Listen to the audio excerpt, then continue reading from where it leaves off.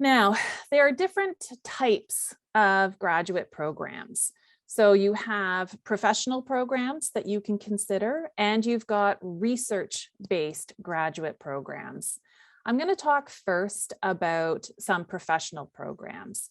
So if you are someone who is thinking a little more career oriented, you have an idea of exactly where you want to go, but you want a bit of a leg up in order to get into that career. Or you might be somebody who's attending this webinar who finished their undergrad degree a couple of years ago. You might already be in a job, but you're realizing that a master's degree, like a graduate degree, is actually kind of what you need to move up in your career. So for a number of students, professional programs, a professional graduate degree is the perfect choice for them. We have about, I guess we have 5 professional programs in the Faculty of Arts at the University of Waterloo.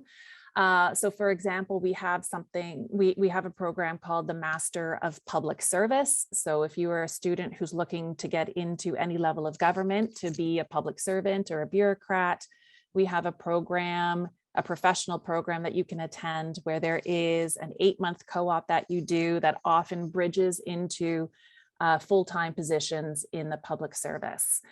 We also have a Master of Accountancy. So if you're someone who's in doing their MF or their Bachelor of Accounting right now, that's a program you can consider. It's a bit of a fast track for the Chartered Accountants designation, or maybe you've done your global digital arts degree, your undergrad in global digital arts and business, and you're thinking maybe the Master of Digital Experience Innovation is something for you. So those are all professional programs, much more geared towards careers. Usually professional programs are about a year long. Sometimes they can go, if you've got an internship or a co-op option, they can go a little bit longer. You tend to do more courses in a professional program than in a research-based master's. You might be asked to do some kind of a research paper or a team project. And as I said, there could be co-op, there could be an internship, but with professional programs, you will be paying a higher fee. So they do charge more in tuition because they are considered professional. So it's a little bit of a higher cost for the student. But many who go through them end up, doing fairly well in the marketplace afterwards. I expect, though, most of you are probably interested in a research-based master's degree. So these are sometimes called thesis-based because you do a bigger chunk of your own writing. Often research-based masters are 1 year long, but some can go up to 2 years. You do approximately 4 to 6 courses in a research-based master's degree, and you must complete either a major research project called an MRP or a thesis. So I think in economics, there are a couple of masters where it's just courses, but they're still research-based. But most of the programs, the graduate programs that we offer in the Faculty of Arts that are research-based involve a component that's either a thesis or a master's research paper. And this is because you are demonstrating that as a junior scholar, you're able to tackle a particular research question and investigate it at a much deeper level and a more analytical level than you have done before in your undergraduate program.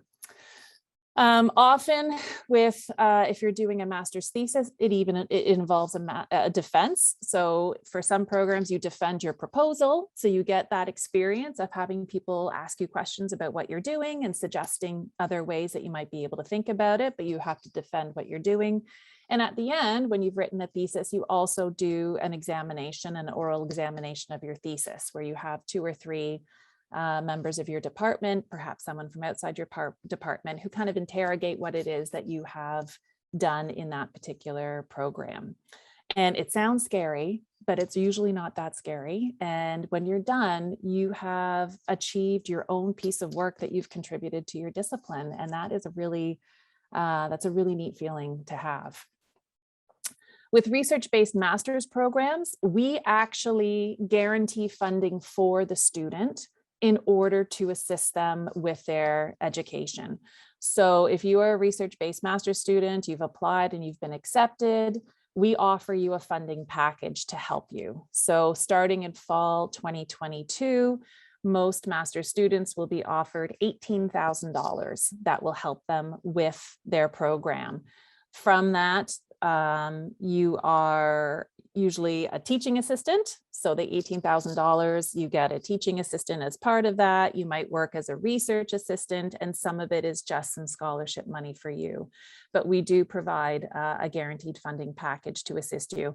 It won't pay for everything that you might need for that year, but at least it's better probably than what you've received in your undergrad in terms of any kind of guaranteed funding, which I assume is almost nothing.